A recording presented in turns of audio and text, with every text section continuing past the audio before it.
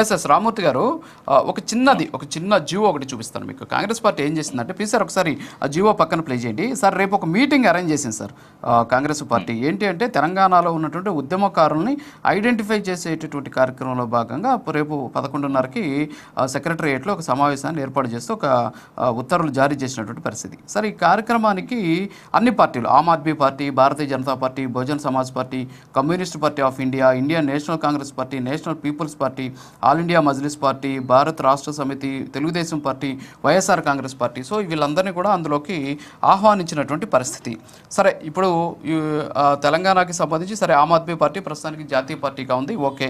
సరే, ఇప్పుడు జనసేన పార్టీ లాంటి పార్టీలను కూడా, అంటే ఎందుకు అంటే కొంచెం తెలంగాణకు సంబంధించిన అంశాల గురించి మాట్లాడుతున్నారు కాబట్టి, సో అలాంటి వాళ్ళని ఎందుకు ఆహ్వానించలేదు? దీంట్లో ఏమైనా టెక్నికల్ ఇష్యూ ఉందా అంటే నాకు ఐడియా లేదు, అందుకని మిమ్మల్ని అడుగుతున్నా, ఏమంటారు?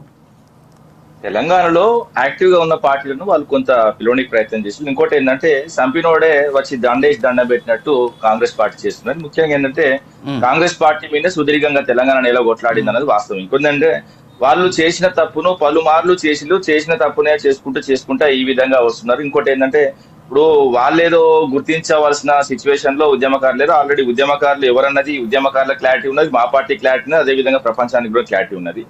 సరే, ఇప్పుడు వీళ్ళు ఏ విధంగా కొంతమంది కాంగ్రెస్ నాయకులను పెట్టుకొని ఇది ఆడిస్తున్నారన్న విషయం కూడా అందరికి తెలుసు. ముఖ్యంగా ఏంటంటే కాంగ్రెస్ పార్టీ చేయబట్టే ప్రతి సాగు జరిగిందన్న విషయం కూడా అందరికి తెలుసు. కాల్సి చంపినోడే ఇప్పుడు నేను మళ్ళీ వచ్చి ఏదో చేస్తా అంటే నమ్మే పరిస్థితిలో మాత్రం సమాజం లేదు, అదే విధంగా ఏది కూడా యాక్సెప్ట్ చేయదు. సరే, ఇప్పుడు వాళ్ళు ప్రయత్నం చేస్తున్నారు, ఆ ప్రయత్నంలో ఏ విధంగా ఉంటదన్నది ముందు చూద్దాం. ఎందుకంటే ఇప్పుడు కొంత బీజేపీ నాయకులు మాట్లాడింది, అదే విధంగా ఇతర నాయకులు మాట్లాడిన దానికి సమాధానం చెప్పి ముందుకు వెళ్తా.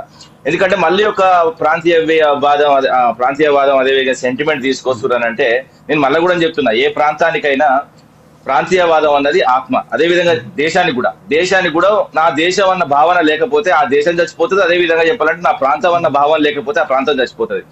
ఈ ప్రాంతంలో ప్రాంతీయ భావం లేదని ఎవరన్నారంటే మళ్ళా రెచ్చగొడుతున్నారంటే ఆల్రెడీ ఉంటదండి. ఇప్పుడు జై మహారాష్ట్రని ఎందుకు అనుకుంటారు, అదే విధంగా జై ఆంధ్రాని ఎందుకు అనుకుంటారు? ఇంకోటి ఏంటంటే కుక్కలకు కూడా ఉంటదండి, ఈ వాడ కుక్కలు ఆ వాడికి రాని, కుక్కలకు కూడా ఎక్కువ మధ్య మానకూడదు అంటే ఎట్లా అండి? నేను మళ్ళీ కూడా చెప్తున్నాయి చాలా మాటలు ఇవన్నీ. ఏ ప్రాంతానికైనా ప్రాంతీయ భావం ఉండాలి. ఎందుకంటే ఇప్పుడు నా ఊరన్న భావం నాకు ఉంటది, నీ ఊరన్న భావం నీకు ఉంటది, ఎంత తీసేసినా ఉంటది. ఉండదు అని అనుకో తప్పు. కానీ ఇంకోటి ఏంటంటే విద్వేషపూరితమైన మాటలు మాట్లాడద్దు, ప్రజలను రెచ్చగొట్టద్దు, ఆ భావాల మీద సెంటిమెంట్ల మీద ఆయన వాస్తవంగా ఈ రాజకీయం చేయొద్దన్నది మేము అంటున్నాం. ఎవరైనా ఎక్కడికైనా రావచ్చు, అది